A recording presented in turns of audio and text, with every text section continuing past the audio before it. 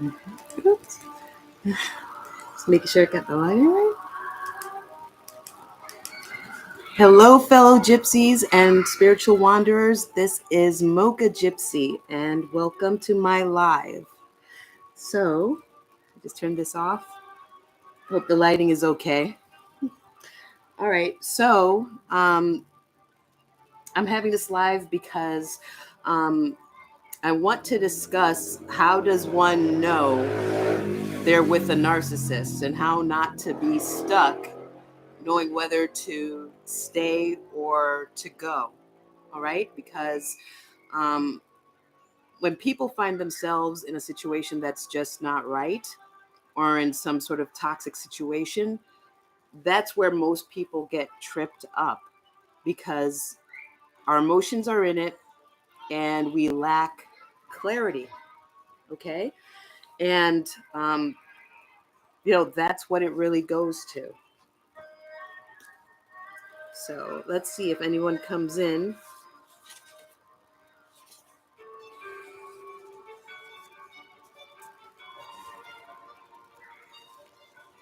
All right. So, for those of you who don't know who I am, my name is Mocha Gypsy, and I am a psychic and professional life coach and angelic spellcaster. So, knowing if you're with a narcissist, knowledge is power. All right. Um, there's dangers to not having clarity on that. One of them being time. Okay. It's very easy to waste your time with a narcissist. Okay. You can easily lose a year, 2 years, 3 years, 10 years, 20 years. Okay. Um, Also, if you happen to be with a narcissist and not realize it, um, you can find yourself in a lot of financial trouble, even legal trouble. Okay. Um, if you look at my last video about the importance of nurturing your female friendships, you'll see that my life was turned completely upside down. And I was in a very dangerous situation that a lot of people would not be able to come back from. All right. And it was all because I waited too long. Okay. Um, when I was in my legal mess, my legal troubles, with the whole entire court system. I mean, even my lawyer would said, "Listen, Hadria, you're not in the wrong. Okay, what's clear here is that you just stayed in this situation too long to have it actually turn on you." So anyhow, so we'll get right into it. The signs that you're with a narcissist. Now, most people know the typical signs, a lack of empathy, grandiose when you're dealing with a typical narcissist instead of a covert narcissist, one that's more hidden and subdued. Um, but most people don't even know what that look like. What does a lack of empathy looks like? Um, what's being grandiose, is this person just kidding around? But there's other signs that people don't really stop and think about, and that's what I'm going to go over in this training here.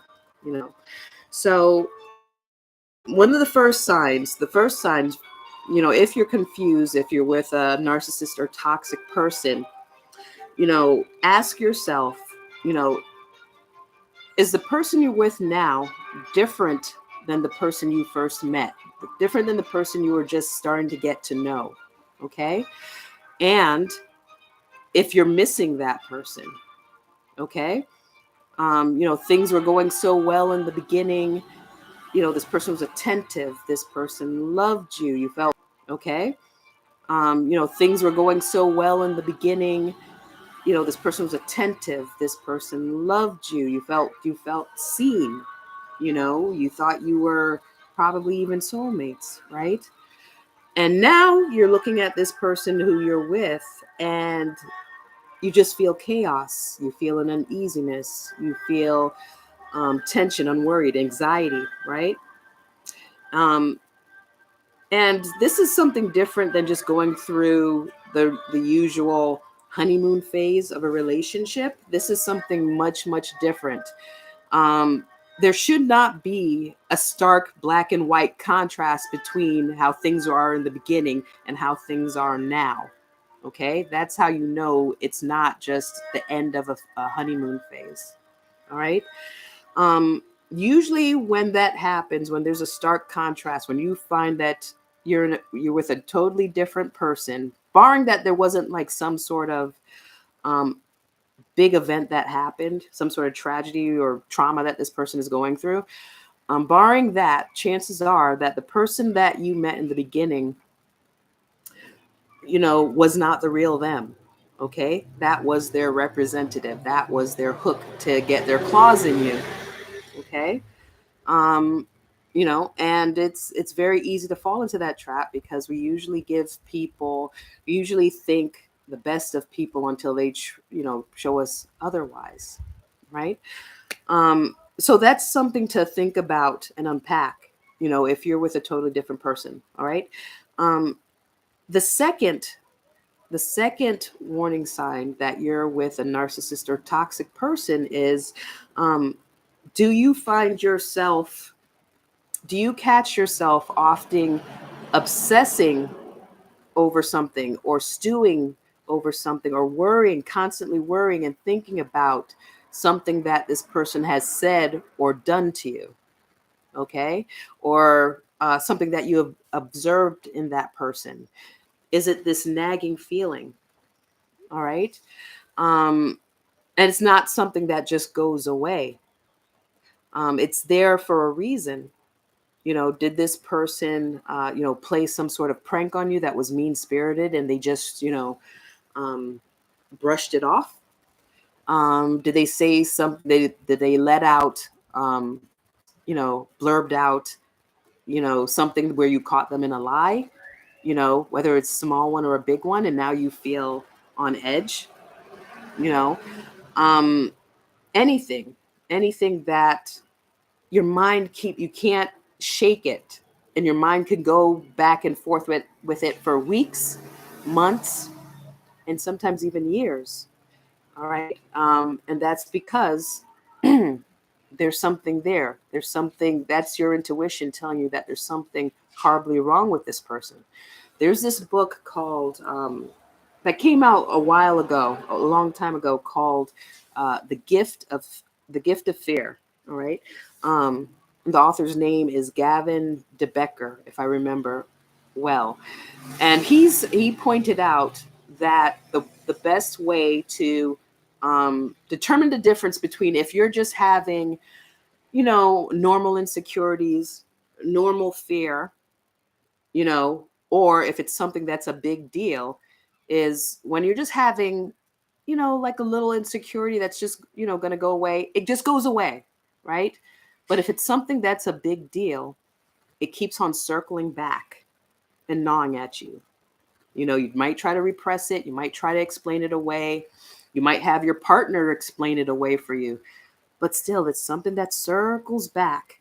It still gets you in the back of your mind, still worries your heart, still gnaws at your gut at night. Sometimes you think about it early in the morning or the last thing you think at night. That's because there's something to it. That's something telling you that something is wrong and you're possibly in danger. Even if this thing that you're stewing about, that's you're churning in your mind over and over again, that you're so-called obsessing about, it's still a big deal and it's for a reason. So that is a sign that you're with someone toxic, possibly a narcissist, someone who's not safe for you. All right. And that's something that a lot of people don't talk about. Okay. And I've been through it myself. When I was with my ex-husband, there were plenty of behaviors that were disturbing to me that were easy to explain away, that could have two meanings, and I just simply, you know let it go, and then it would resurface. All right. Um, Now the third red flag, the third sign that you're with a narcissist is, well, not to actually look at the narcissist and the situation itself,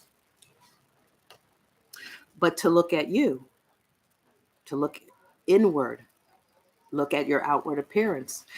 Um, you know, how is your life going? How are your energy levels? You know, are you drained of energy? Have you gained weight? Have you lost weight? Okay. Were there negative changes in you that occurred after letting this person in your life? Okay. Um, have you started to let yourself go? Your skin, you're not taking care of your skin well. You're not doing your hair like you used to. You're not going, you used to go to the manicurist. You're not doing that anymore, right? You used to have all these interesting things going on with you. You used to have, um, interests, things that you enjoyed doing. You had a zest for life, and now you simply don't. Now you're obsessing over, you had this life going for you, and now all of a sudden your life is centered around making this relationship work or straightening out this person so they can act right, so you can be happy again like you were in the beginning of the relationship, right? So, that, I believe, that is like the biggest red flag, the biggest sign that you're with a toxic person or a narcissist, right? So, um, it is definitely looking within, because when it comes to it, it's you and your life and how you're living it, how you're enjoying it. And if you're with a person who is taking that away, that sort of negates the point. But we've been conditioned, especially as women, and most of my clients are women. I have some men too, but um, you know, women especially have been conditioned to hold on. You know, when you have somebody, someone who you thought that you connected to, and it's very important to have the clarity to know whether or not you should keep on holding on. Is this relationship or connection salvageable or not? Because again, what it could cost you is time, and possibly lots of it. Okay. Your financial health, your legal standing. Okay. And, you know, your life itself. It could fall completely apart. All right. So, that's pretty much it. Um, I'm waiting for any Q&As if anyone has any questions or anything like that. Um, Folks are probably at work. So just in case there wasn't a Q&A, I just wanted to, we have someone coming in. Okay, pretty brown eyes. All right. I'm guessing you're a woman. If a guy calls you selfish and says you're going to push people away by wanting more and being selfish, is that a narcissistic person? Well, that, just based on that alone, I would say just based on that alone, you can't like really determine, oh, this is a narcissist. But I would say that is a big sign, a very big sign to look at that person and the situation you're with in that person a little bit more closely. Because think about it. Someone who says that, right? They're calling you selfish over what? And that you're pushing people away over what? Because you're wanting more. All right. So when you say what this thing is that you're wanting more, it doesn't matter if it's a small thing, it doesn't matter if it's a big thing, right? The bottom line is it's a need of yours or a want of yours, right? And it doesn't matter how big it is or whatever. He has the right to say yes or no, right? But what the red flag that I'm seeing here with what you're saying is that he's caught right off the bat. He's calling you a name. He's labeling you. as selfish, right? He's shaming you, and that is a really big red flag. Why is he shaming you over, opening up to him about something you want, or stepping up and telling him what you need, and he's coming back and calling you selfish? So even though you can't just say someone's a narcissist just based off of that, that in itself would be a flag to keep in your pocket, to maybe, be careful with this person, not, wait a while before you decide to go all in with this person, and look for other signs that he may not be someone that you can trust yourself with. All right. And then you say, let's see, right, I expressed my needs and what I want, and he calls me selfish, and that I should love him or any guy for him and not for what they can provide for me. Yeah. So he just doubled down. You see, so that's another flag in itself. So you countered him by saying, you kind of like called him out. You said, hey, I'm just telling you my needs. And instead of him, thinking, yeah, you're right. Okay, yeah, I could kind of see your point. Yeah, you're right. You want A, B, or C. Okay, I get that. And maybe I can provide that. Maybe I can do that. Maybe that's not within my character. Maybe that's not something I can afford. Okay, whatever he wants to say. But instead, he chose to double down and say what you should do, right? Well, you should love me for me, and you should love any guy this way. So again, with the shaming, and it's it's a bit controlling, saying about how you should think and how you should feel. All right. So that's another thing to put in your back pocket. I would say that I'm guessing this is just someone you're just getting to know and someone that you're just talking to. That's the impression I'm getting. I think a lot of women who you would say is aware would probably just decide not to deal with him at this point. Of course, you can do what you want to do, but the fact that he's doubling down like that right there is like showing that friction, because you didn't mention what your needs or wants are, but it's important. It's important enough for you to bring it up to him, right? And he just shot it down in a disrespectful and controlling manner. So, with his words, shaming you, telling you how you should feel, that's, maybe you want to consider if you want to continue, whether or not you want to continue with that person. Okay.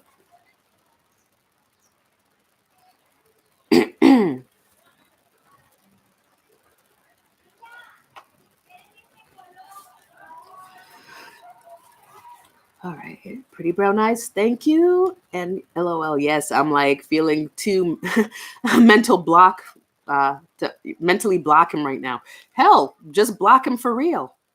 You know, I mean, I don't know if this, if you see him in your regular everyday circles, if it's someone you work with, someone you can run into or whatever.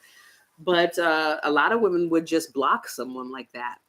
Block them off their phone, social media, however he can contact you, and he'll know why. You know, and I think blocking is a valuable tool. It's something that I wish that I exercised in the past, because it's a protection. Some people do it. A lot of people do it as a way to say F you, right? But the way I see it, it's a form of protection, because guess what? If he gets hip to the game and he happens to be a narcissist, if he happens to be a sociopath and someone who knows how to manipulate someone, what's he going to come back and do? Oh, come back and pretend to give you that he can give you what you want. Right? He already showed his true colors, but now he can double back and say, okay, oh wow, she's pulling away. Let me step up my game and put her into my web, right? And then that door is left open for him to pull you in and do what he wants to do with you and turn your life upside down. You see, he already showed his colors. So to protect yourself, If you feel safe doing so, I would recommend just blocking him for real, not just mentally. Okay, I hope that makes sense. All right, someone else said came in. Celeste. Okay, I'm having a hard time calling my mom a narcissist. She has some narcissistic tendencies, but I just don't want to think about her being a narcissist. She does a lot of gaslighting and what do you say? Dry begging though. Dry begging. I haven't heard of that. I could probably guess what that means. Um Celeste, my heart goes out to you. I was raised by a narcissist. My mother was a narcissist. Is a narcissist. She's still alive. My mother is a narcissist. My father is one too, but they divorced when I was young. And yeah, it is natural to have a hard time with actually labeling your mother that. Um, because it's a part of the grieving process, the mourning process, because we know by instinct and by expectations of society that our mothers are supposed to be the opposite of everything what a narcissist is, have empathy, to nurture us, to protect us. And and some of us just didn't have that because our parents were narcissists. And it's a part of the grieving stage. You're grieving and you're in the beginning stage of denial. That's how there's the 5 stages of grief. Denial, anger, bargaining, da da da, and then at acceptance. You're like, I don't want to call it that. I don't want to call her a narcissist. So what you can do right now is just focus on her behaviors rather than focusing on labeling her, right? You don't have to call her a narcissist, but you can say something that's more palatable in your mind until you can wrap your mind around this new reality of who this person is. You say, well, she's selfish, or she's demonstrated, not caring about my feelings, or whatever it is she actually did. You can just do it that way in your mind until you get even more information and wrap yourself around, ready to accept who she is and what she is. Okay, I hope that makes sense to you, Celeste. Pretty brown eyes. Appreciate your feedback and glad this video came up around this time. Well, I'm very happy to know that it's been useful for you. Okay. Okay, Celeste says, my father was definitely a narcissist and he was an alcoholic that beat me as a kid. Years later, when I started getting therapy and talking about what happened, she said I never got physically abused. Yeah. That's something else we have in common, Celeste. My father wasn't an alcoholic, but my common law stepfather that my mother brought into our lives after her and my father divorced, he was an alcoholic and he was a narcissist, but he was a different variety. I'm guessing he was borderline, borderline personality disorder, which is more explosive and just nuts and more, they're physically violent. Sorry that you had to go through that because I know that pain. And with your mother, I know that must be painful with your mother just flat out denying it like that. But the thing you have to know about narcissists, and she's likely a narcissist, especially with that denial, that's a big red flag that she is one. They have a talent to flat out denying or rewriting history, right? They'll deny it, deny it, deny it. And if you press on her about that, I can guarantee you that she'll deflect, try to drop the subject. If you stay on her about it, then she'll turn around and yeah, she'll admit that you got hit, beat, whatever, but she'll turn around and say something, I guarantee you, along the lines of, well, you deserved it. Or even worse, he didn't beat you enough. That might sound crazy with you hearing me say that. But if you choose to pursue that with her further, just accept that that could be within the realm of possibilities, that she'll turn around and say something like that okay, yes, he did hit you, but you were a difficult child. You always had a mouth on you. You were spoiled, even though there's maybe no evidence of that, you know so just prepared for that, just emotionally protect yourself if you choose to pursue it. um and it's an option not to pursue it.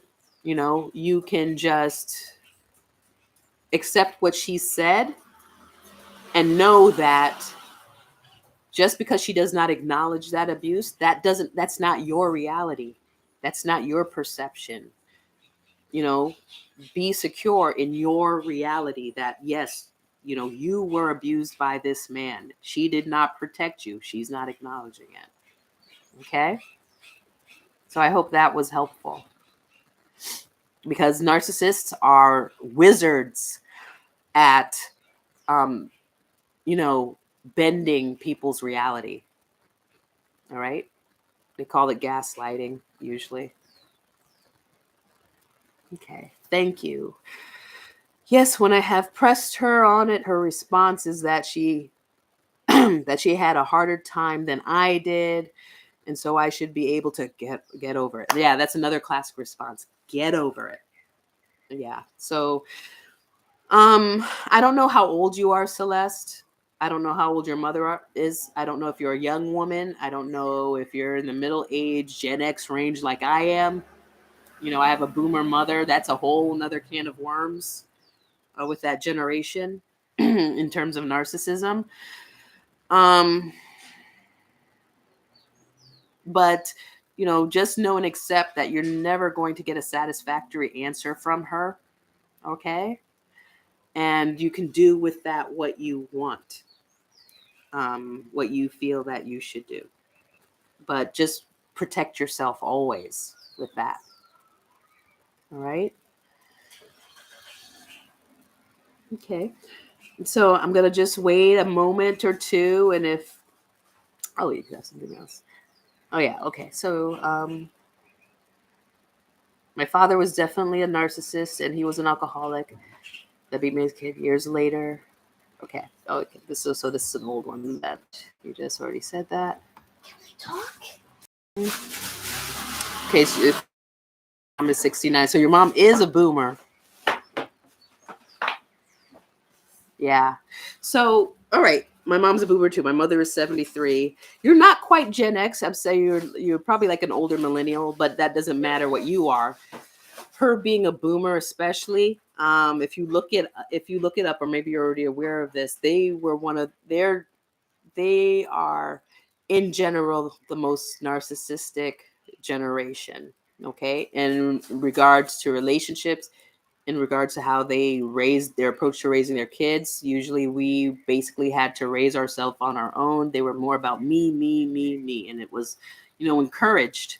So on top of, your garden variety narcissism with boomer parents, those born like in the late 40s to early mid 60s, they had collectively a set of values that were narcissistic in itself, even if they weren't, clinically a narcissist.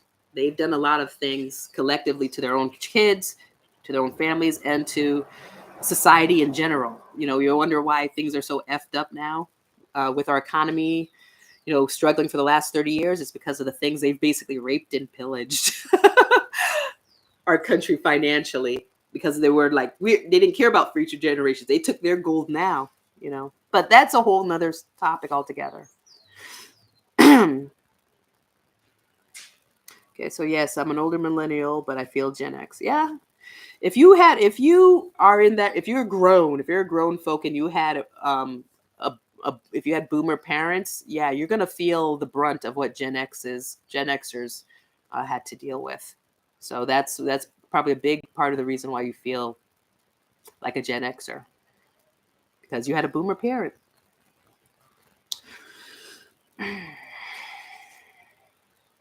Pretty brown eyes. What could be a good way to have others respect and honor your boundaries? without being played with. Hope that's not off topic. Um, Not really. I mean, it's all interwoven. Well, here's the thing. Here's the thing. Your approach. How do you set up boundaries? How do you do this? How do you do that so someone will respect you and and honor your boundaries? That's a faulty approach and a commonly faulty approach because you can't make anybody do anything. You can't make anybody or manipulate. Yeah, you can manipulate people to act a certain way or respond a certain way, but the bottom line, if you want an authentic relationship or connection, you can't make anybody do anything.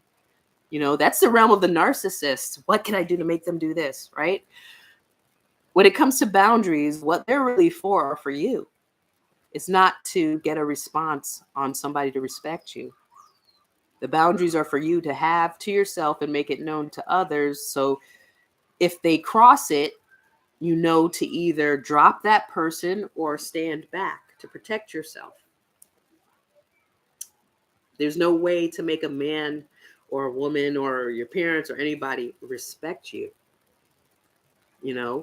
It's boundaries are there to protect yourself. Okay, I hope that makes sense. All right. And I'm guessing you're kind of talking about relationships here. You shouldn't have to game somebody to treat you with a basic level of respect and consideration. That's something that a lot of people just have to realize. Okay, so I hope I'm making sense here for you.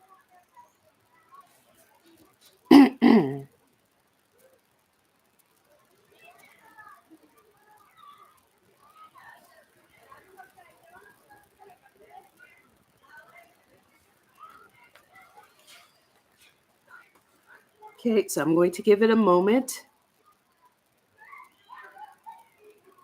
And facts, Phoenix Rising. Hi, welcome, Phoenix. You're very welcome, Celeste.